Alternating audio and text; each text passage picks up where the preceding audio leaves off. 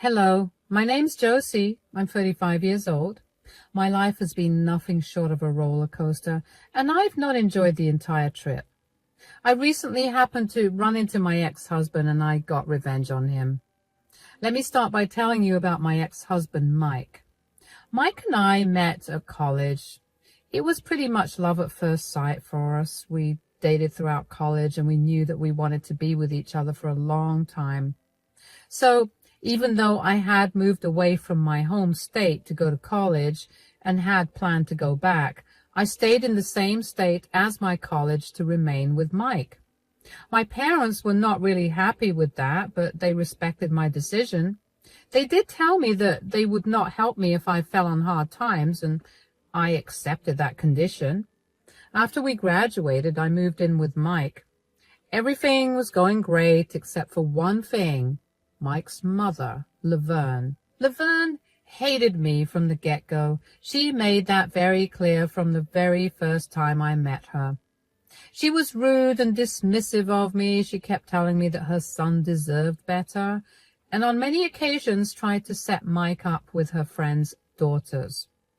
Mike never really said anything to his mother, and whenever I confronted him about it, he would tell me that's just how his mother was. She single-handedly raised him, so she was very overprotective of him.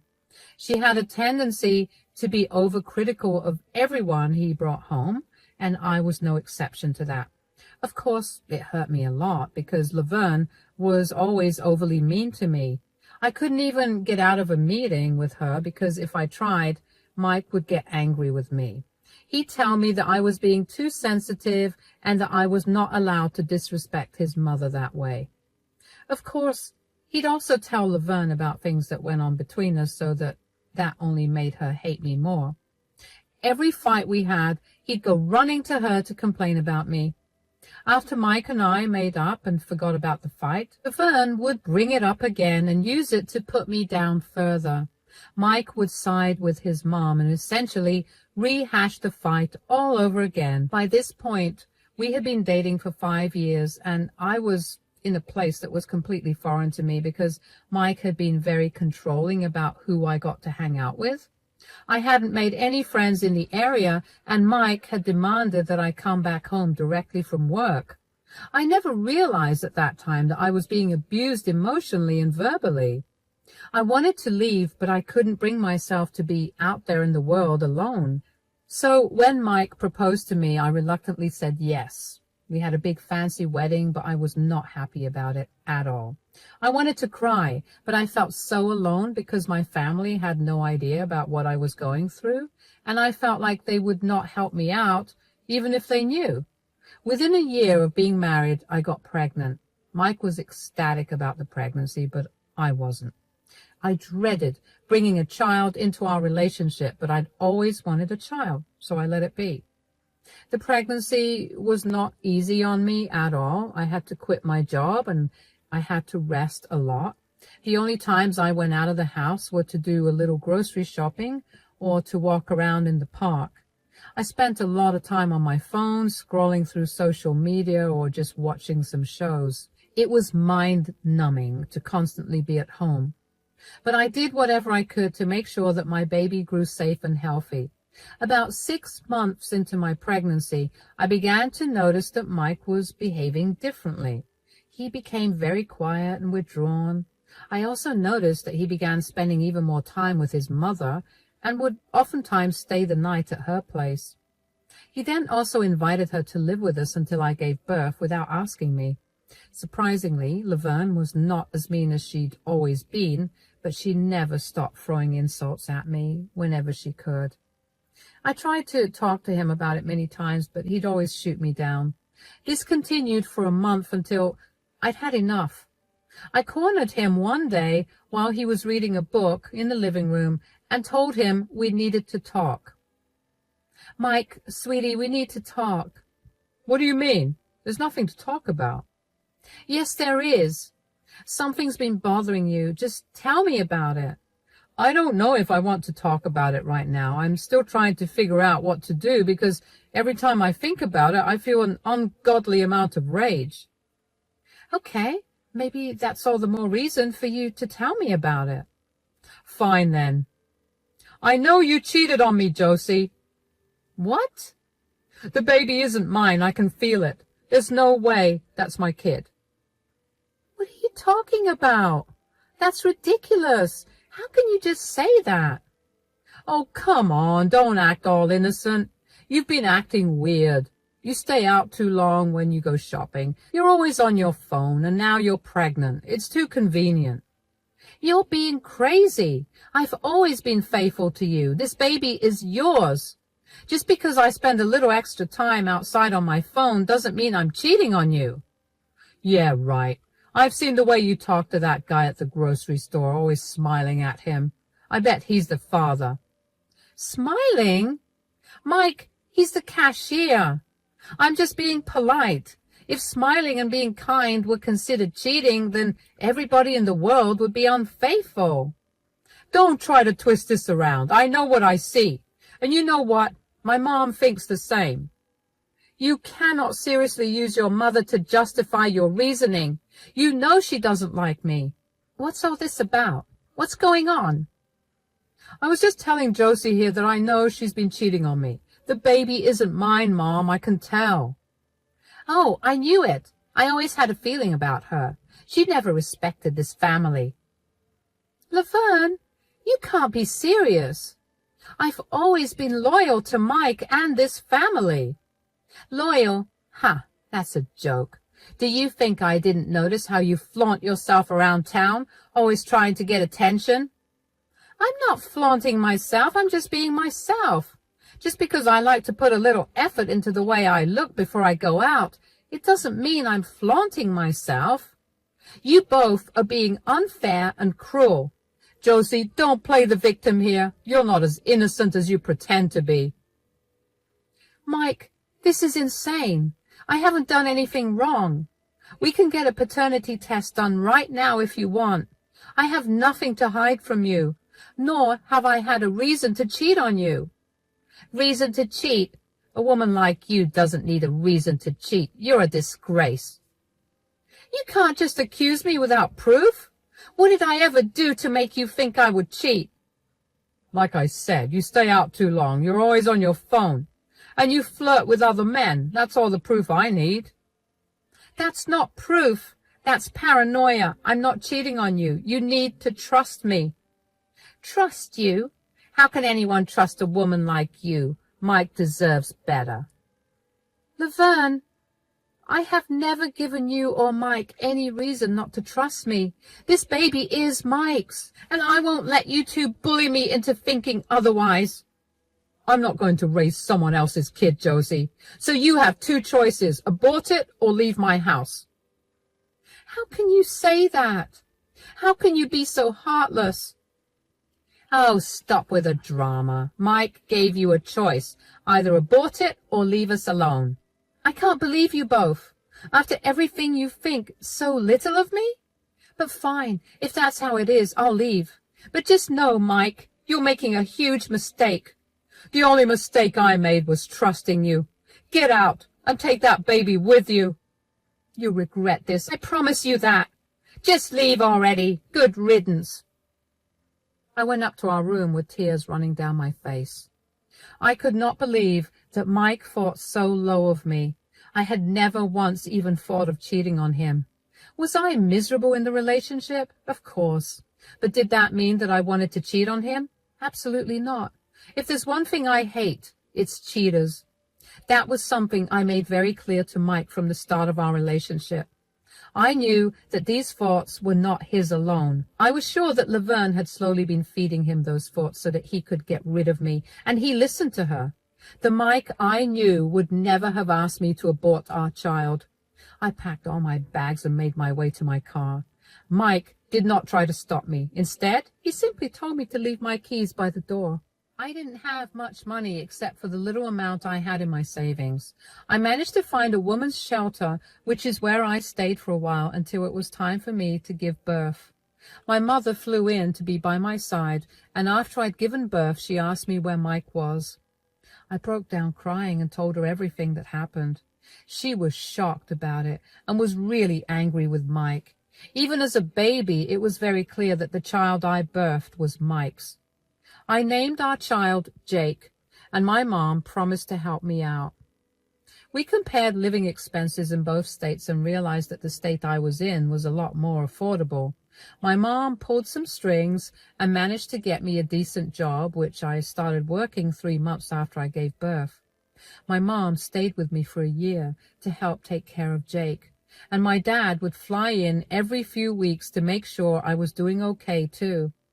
I was really lucky to have such supportive parents, and a part of me hated myself for not reaching out to them earlier. I also got served with divorce papers from Mike, and I didn't even bother contesting it. I made sure that Mike hadn't played around with the conditions and then signed the papers. He never called once to even see Jake or to check if Jake was his. Of course, I made sure not to put Mike's name down on Jake's birth certificate because I didn't want him trying to claim custody of Jake at any point in time. I should have also had him sign a waiver of his parental rights, but I did not think of that at the time. Anyway, over the next 10 years, a lot happened. I managed to get back on my feet and even found myself a better job than the one my mom got me. Jake and I were like a pair of best friends. There was absolutely nothing more he wanted to do than be around me and do things with me. I loved that we were so close. When Jake was about 2 years old, I met my current husband, Denzel. Denzel was a client of mine with whom my company had a big project to work on. We ended up spending a lot of time with each other, and we quickly realized that we had feelings for each other. We waited until the project was done before we started dating. I made it very clear to Denzel from the start that I came with Jake, and that I'd always choose Jake over him. Denzel was very understanding of that, and after dating for 6 months, I introduced him to Jake. The two of them got along really well. Jake fell in love with Denzel and began asking for him all the time. Denzel also loved Jake dearly, and every time he came over, he'd bring something for Jake, be it food, toys, or even clothes. He quickly took on a fatherly role, and it made my heart swell with even more love for him. Denzel and I only dated for 2 years, but we knew that we were it for each other. We had a small courthouse wedding, and we moved in together. Denzel was an amazing father to Jake, and when Jake turned 8, Denzel legally adopted Jake. Everything was going great, and I loved my new life. 2 years later, while at the mall with Denzel and Jake, I heard a familiar voice call out to me. I was alone with Jake, while Denzel had gone to the washroom. My stomach was heavy with dread as I turned around. "Josie, is that really you?" "Mike, what are you doing here?" I didn't expect to see you. And who's this young man with you?" "This is Jake, my son." "Your son? But he looks just like me." "That's because he is yours, Mike. Do you remember accusing me of infidelity when I was pregnant and telling me to leave? Funny how things turn out, isn't it?" "Oh, my God. What have I done? Josie, I owe you an apology. I was wrong about everything. I should have believed you when you said Jake was mine." "Do you seriously think an apology will fix everything that you put me through? You accused me of things I'd never do, and also tried to force me to do something I could have never done." "I know. I'm truly sorry. I was scared, confused. I let my mother get into my head." "You knew how much your mother hated me, yet you listened to her. You knew how hard she tried to ruin my reputation on several occasions, and you still let her fill your head with garbage. I know, and I've come to realize how toxic that was of me to do. But seeing Jake now, I can't deny he's my son. That doesn't change what you did, nor does it take back all the mean things you and your mom said to me while we were together. I know, I've regretted it every single day since then." "Well, your regret doesn't change the past." Can I at least talk to him?" "Mommy, who's this man?" "Jake, I'm your father." "No, you're not. My daddy is right over there." "Is everything okay here?" "Not really. This is my ex-husband, Mike. You know, the one who accused me of cheating on him and kicked me out of his house when I was 7 months pregnant. Daddy, this man is saying that he's my father. That's because I am. Josie, who is this man? I'm Josie's husband and Jake's father. Josie, you replaced me? She didn't replace anyone. I simply stepped up when you stepped out. You have no right to raise my son. How dare you try to replace me in his life? He's not your son. He's Josie's son and my son. You don't get to be absent for 10 years of his life and suddenly try to claim your role as his father. Stay out of this, buddy. Did you help create Jake? That's what I thought. This is a conversation between me and Josie. Josie, please. I want to make things right. I want to be a part of Jake's life. I swear I'll do everything I can to make up for my mistake. You had your chance, Mike. You threw us away. Jake doesn't need you now. In fact, he never needed you to begin with. He has a good, loving family now, and I will not let you ruin things for him. Daddy, this strange man is scaring me. Oh, come on, please. I've changed. Let me be a part of his life. This isn't the time or place, Mike. You're scaring Jake. We're leaving. Mom, I want to go home. Jake, please. Don't you want to get to know your real father? Mom, make him go away. It's okay, sweetie. We're leaving now. Stay away from them, Mike. If you try anything to hurt them again, I will make your life miserable. Denzel grabbed both Jake's and my hands and led us out of the mall. I was shaken up and I could barely process what was going on. Our city was big enough for me to have not run into him, which is why I didn't for 10 years. What were the odds that he happened to be there the same day that I was there with Jake? If there was one thing I was sure of, it was that I never wanted Jake to meet Mike. I did my best to protect him, and I still failed. Jake was a crying mess because he could not believe that Denzel wasn't his dad. He hated Mike and made me promise him over and over again that I wouldn't let him be near Mike again. I promised him that I wouldn't. In the next few weeks, I felt very on edge. I kept wondering if I'd run into Mike again. But thankfully, I didn't.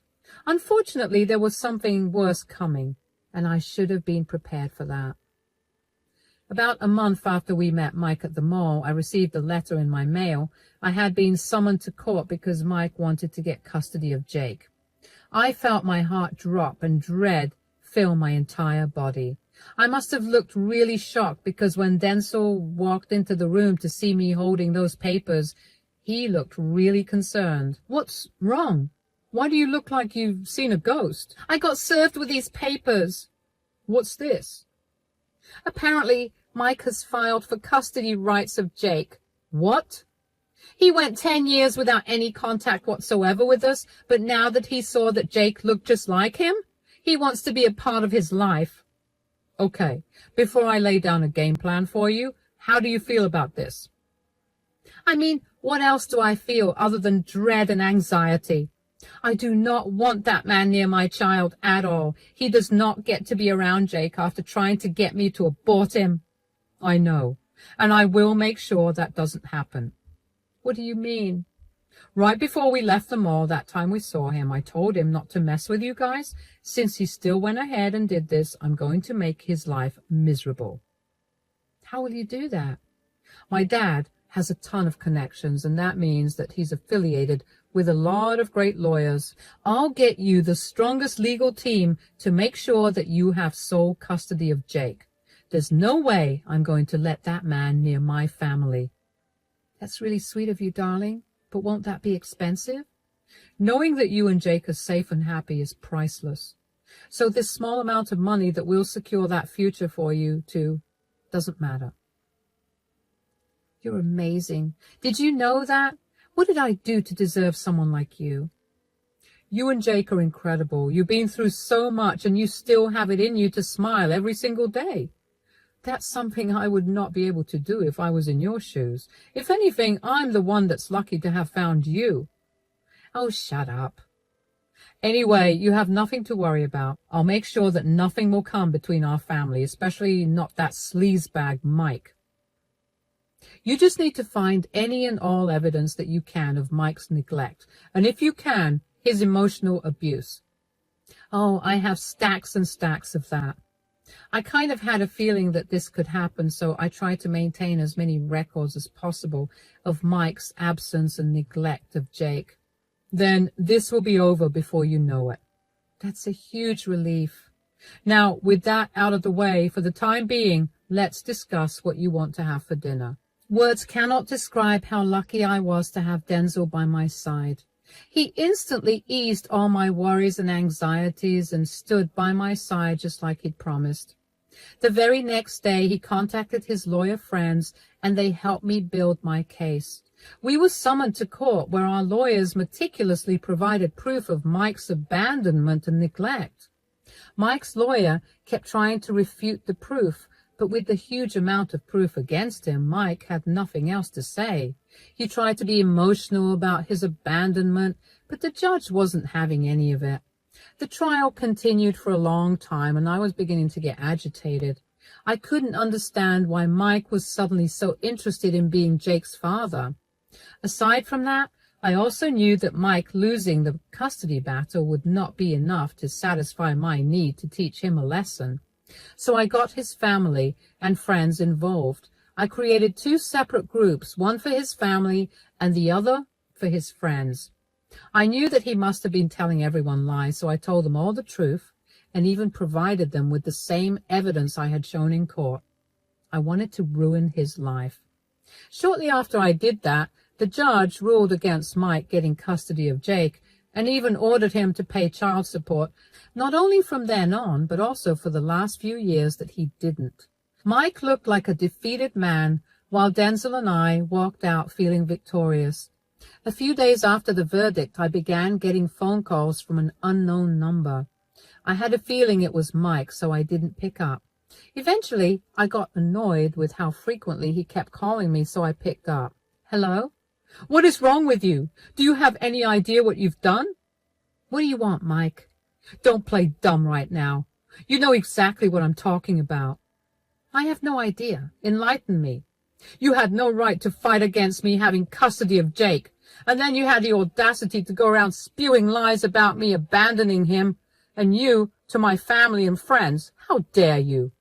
You abandoned us before Jake was even born. You had no right to try and claim custody now, and I did not spew lies about you abandoning us. That is literally what you did. You kicked me out of your house because you believed something and refused to even hear me out. That's not fair. I had my reasons for kicking you out. Reasons? You accused me of cheating on you and demanded I abort our child, and then you kicked us out when I refused. That's not a good reason at all. That's not even a reason. You never even tried to contact me after that. You took one look at Jake, saw that he looked like you, and now you want to come back. Do you honestly think that's a normal thing to do?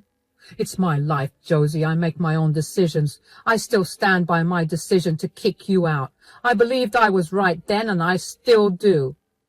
And now you have to face the consequences of those decisions. Remember when Denzel warned you not to mess with us? You should have listened. Denzel. Who cares about Denzel? I'll deal with him later. Right now, I want to talk about you exposing me to my family and friends. You need to tell them all that you were lying. I've lost everyone in my life because you couldn't hold your stupid tongue. You mean holding you accountable for your actions? You should be thanking me for showing everyone who you really are. Besides, isn't your mom always going to be on your side? Why isn't she speaking up for you? I remember her always butting her head into the conversations where she didn't belong. Stop being a jerk. My mother is doing her best to control the damage you've done, but even she's been shunned by our family. I've lost all of my friends because they think I was disgusting for what I did and for telling them lies about you. I literally work for one of my friends and I might lose my job. You've ruined my life. You had no right to involve them all in business that isn't theirs. You made it their business when you tried to fight for custody of Jake. You were warned about not messing with us, and since you did, everyone needs to see what a horrible person you are. You think you're so righteous, Josie, but I know that you still cheated on me. Just because Jake is my kid, it doesn't make you any better. Stop trying to make me look like a bad person when you're just as bad, if not worse, than me. I did nothing wrong. I never once cheated on you, and just because you keep telling yourself that I did doesn't make it the truth. Now, if you'll excuse me, I have better things to do than argue with you. You can't just hang up on me. Watch me. I couldn't help but feel satisfied that I managed to ruin Mike's life, even if it was just a little bit. I'd gotten a lot of calls and texts from his friends and family apologizing for not contacting me earlier. He'd been going around telling everyone that I cheated on him. And when he found out, I tried to manipulate him into raising a baby that wasn't his. His friends and family were not happy to hear about what he'd actually done, and his audacity to turn around and try to claim custody of Jake when he'd been absent for years. A lot of them stopped keeping contact with him. The friend he worked for decided that he no longer wanted to work with someone so vile. Aside from Mike being a horrible person, the friend also realized that Mike was not someone who could be trusted, and that was not a good characteristic for an employee. As soon as Mike got fired, I got a lot of texts from him blaming me for ruining his life. Not only did I get texts and calls from Mike, but I also got a lot of calls and texts from Laverne. She was very unhappy that I dragged her into everything. Her family, who had been supporting her financially for years, wanted nothing to do with her. She had to rely on Mike, but he too had lost his job. Both of them were going to suffer a lot, and that made me happy. I ignored their texts and calls, but I didn't block them, because they kept updating me about what had been happening with their lives, and I was too curious about it to block them. Eventually, though, they stopped updating me, and they were only insulting me, so I blocked them everywhere. A few months ago, I happened to hear from one of Mike's cousins that him and Laverne was struggling to get by. Mike hadn't found a good job yet, but was too stubborn to pick up any job because he wanted it to be in his field. They're running on food banks, and they may get evicted from Mike's apartment any time soon. I thought I'd feel a little guilty when I heard it, but I really didn't. I just felt satisfied that Mike and Laverne's bad deeds finally caught up to them in the worst way possible. As for Denzel, Jake and I, we're doing great. It took a while for Jake to come to terms with Denzel not being his real dad, but now that he understands it, he's beyond happy that he got lucky with the world's greatest daddy. Denzel and I are also doing great. I've never been happier, and I'm so glad that he had been there with me through the whole thing, because I knew that there was no way I could have gone through the whole thing without breaking down at least 20 times. Things have gone back to the way they've been for the last 10 years. The only difference is that I finally got closure from Mike, and I can now fully move on from the past. Thank you so much for listening.